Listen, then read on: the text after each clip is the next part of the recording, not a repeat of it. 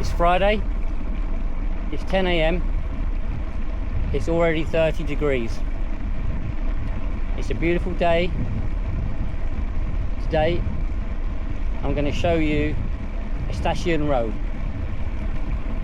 This is a road that links Alicante province to Murcia province, and it runs through an eco park. Not many people know it's an eco park. They're not allowed to use certain types of insecticide or fertilizer, and this is why here you see a lot more snakes, a lot more birds, and a lot more insects. Also, if you look between the crops, you can see weeds and scrub, which you don't normally find when a lot of fertilizer and insecticides have been used.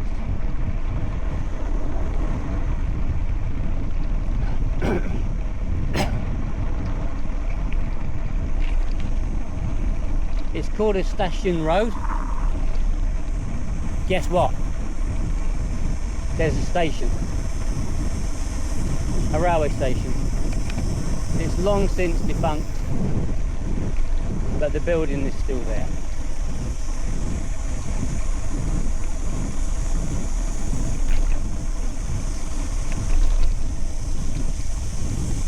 The road is a collection of 4 or 5 power climbs, little power climbs.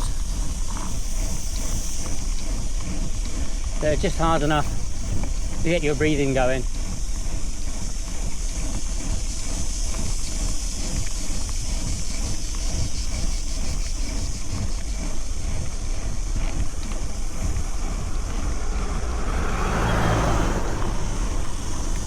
The road is very smooth now.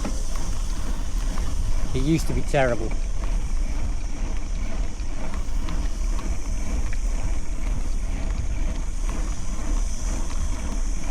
It's very popular with cyclists.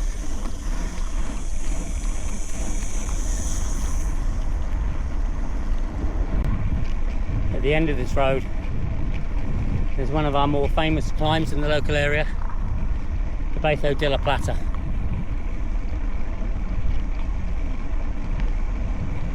You'd have to be insane to do that in this weather.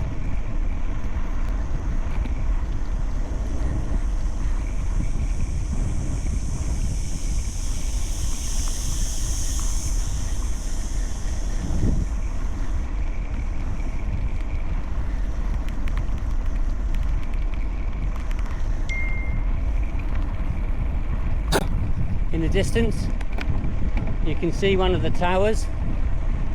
These towers were built to alert across the region when pirates were coming. They would set a fire on top, and they were part of a chain. And then the next tower would light, and the next tower would light, so everybody was warned. I mean, that's how ferocious the pirates were. They came ashore, they took the women, they killed all the cattle, they took what they could, all the pets, the children. They were like a plague of locusts. It must have been absolutely terrifying. I mean, for them to go to this effort to build all these towers, it must have been terrifying. Not like Jack Sparrow. On the left here, you can see a big house, great big house that an English guy built, and it was on Grand Designs, and he built it, and while he was building it, he had a fall from one of the floors, and he broke his legs. So that was really unlucky. But the property looks amazing, a little bit remote for my liking. I like to be able to walk to a bar or a restaurant.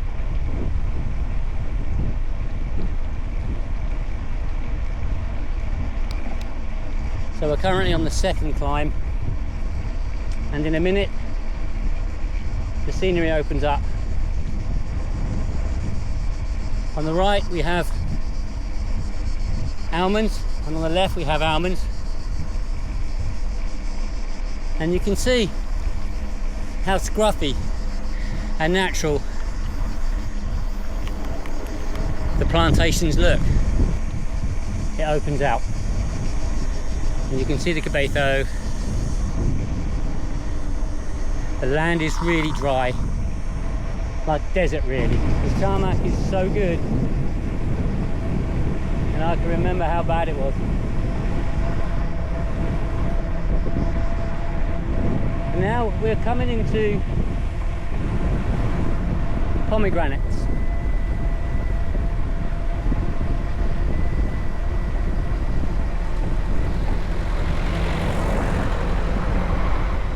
They don't look like they're fruiting this year.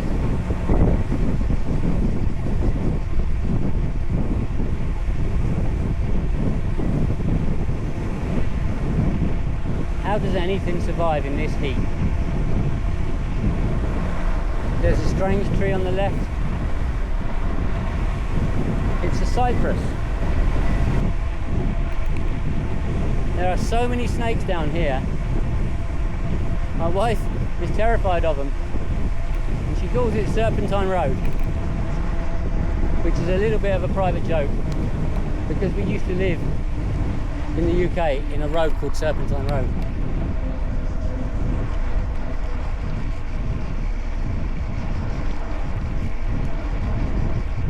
And I hope these trees aren't dying because of the extreme heat this year and lack of rain. Something you might not know about the Spanish, especially the older guys or girls, if you say buenas as a salutation, they will almost certainly come back with hola. And conversely, if you say hola, they will almost certainly come back with buenas. And the reason for this is the older guys were mostly educated in convent schools, and they were taught that it's ignorant to repeat something that somebody says to you verbatim, or that it showed that you were ignorant and that you had a lack of education. And I think for the older guys, definitely that tradition that's stuck around, even though the schooling system is no longer controlled by the church since Franco's death, when they separated church from the state.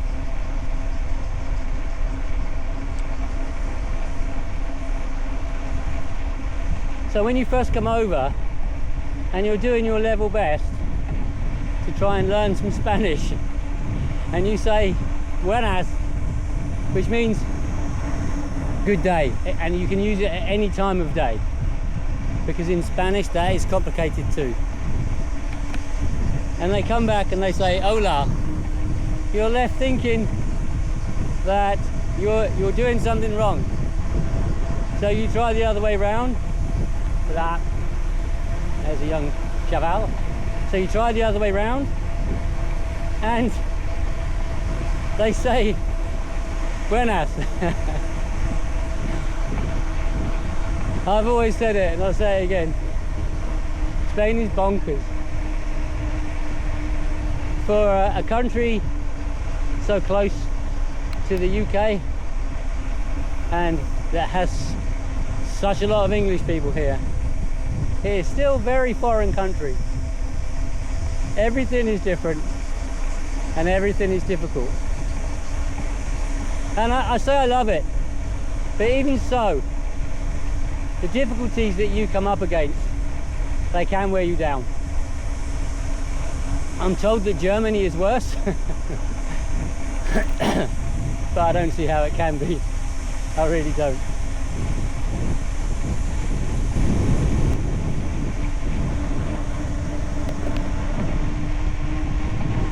And really, that is one of the benefits of going to a physical class to learn your Spanish.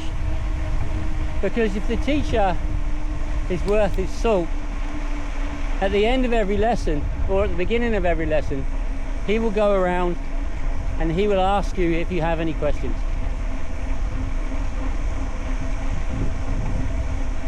Also, if he's worth his salt, he will teach you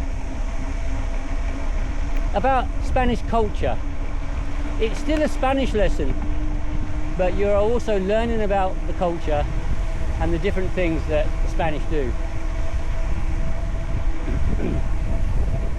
So I would always recommend A, learning Spanish, even to a terrible degree like mine, and B, go to a physical class. When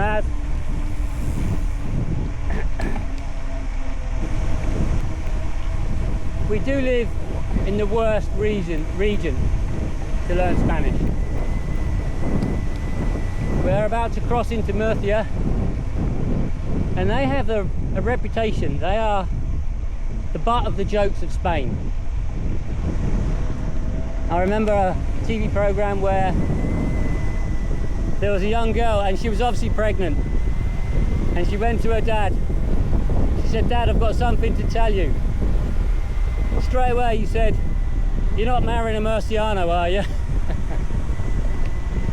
But their accent is so difficult and they can't even help it. It's like the Geordie of Spain.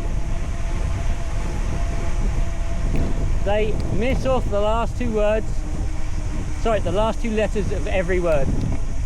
So even something like dos will come out as dos. And a Spanish guy asked me the other day if I enjoyed the ride, and he said agutado, agutado, and I thought he was asking me if I was exhausted, but he was actually wanting to say agustado, which means have you enjoyed it?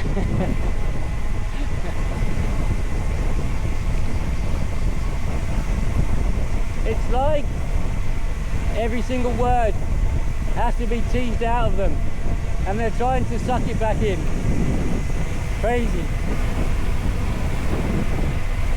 Well, I'm hoping I'll be able to show you someone special today. I really, really hope they're still there, or that they're in. It's so beautiful here, and it's so dry. And we're unlucky, we haven't seen a snake. There's only one place I've been in the world that has more snakes than Spain, and that is Croatia. When I was there, you were constantly on the lookout for these massive snakes. But it was a beautiful place. We're in luck. She's in. I'd like to introduce to you Polly.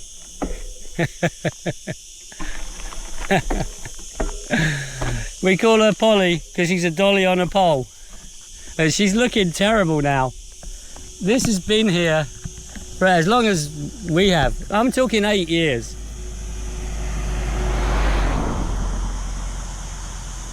My friend Neil, who lives in Fortuna, occasionally he'll come along and he'll give her a hairdo,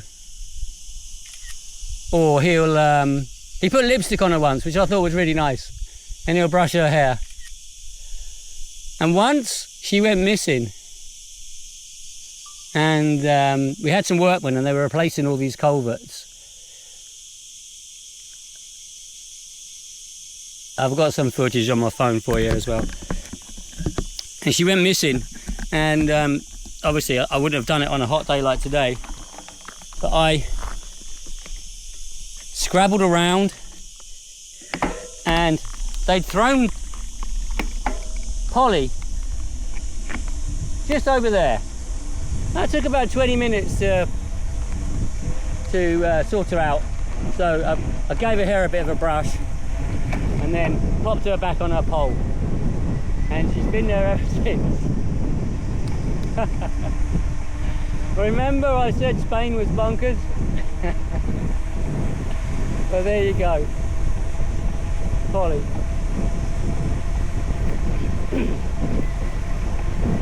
She looks Afro-American now. I mean, even that plastic dolly is getting a decent tan over here. Ay, ay, ay. And here we are at the Alicante-Murcia border. And usually this is the point at which the road, you can see it, look, the road is changing. It's a little bit shitter, but not as bad as it was. Now the reason for this is, I'm told, it could be crap, but I'm told, is that this region, paradoxically, is run by Vox. And Vox are like, kind of like Reform in the UK. And they've got a low taxation policy, and they won't spend any money. So they didn't spend any money. They kind of like went through austerity, where they didn't spend any money on the roads for a very, very long time. But I say paradoxically because Vox is against immigration in a big way, including myself. The paradox is that Murcia region is the region in Spain that is most reliant on immigrants because of the work that they do in the fields. So there you go. Nothing makes any sense. Wow.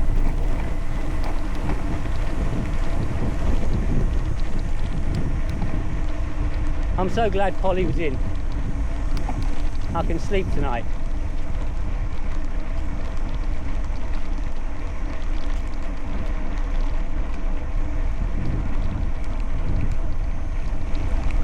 We're coming up alongside the railway line now.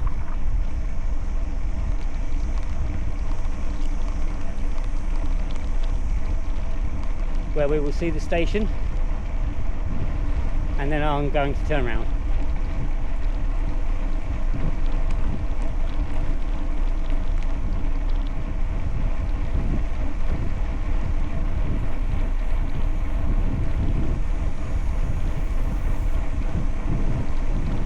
On our right, we have oranges and lemons.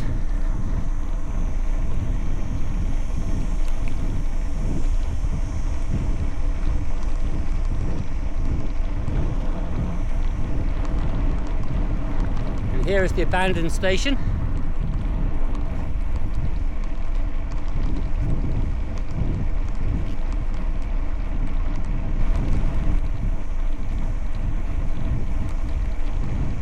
And there it is.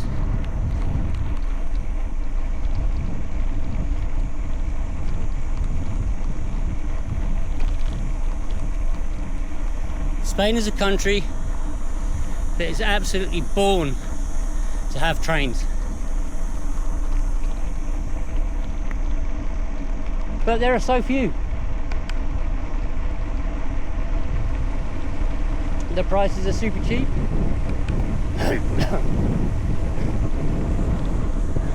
And if you're over 60, you get a big discount.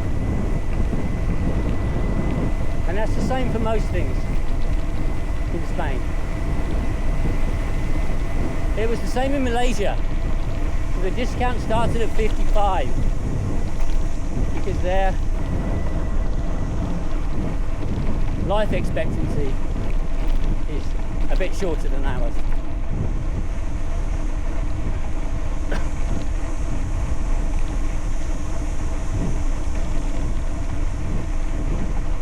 Well, we're coming to the end. I hope you've enjoyed this station and my ramblings. If you like it and you're watching on YouTube, give me the old thumbs up. Maybe drop a subscribe. It really does help. Even though I'm only doing this as a hobby. Hasta luego.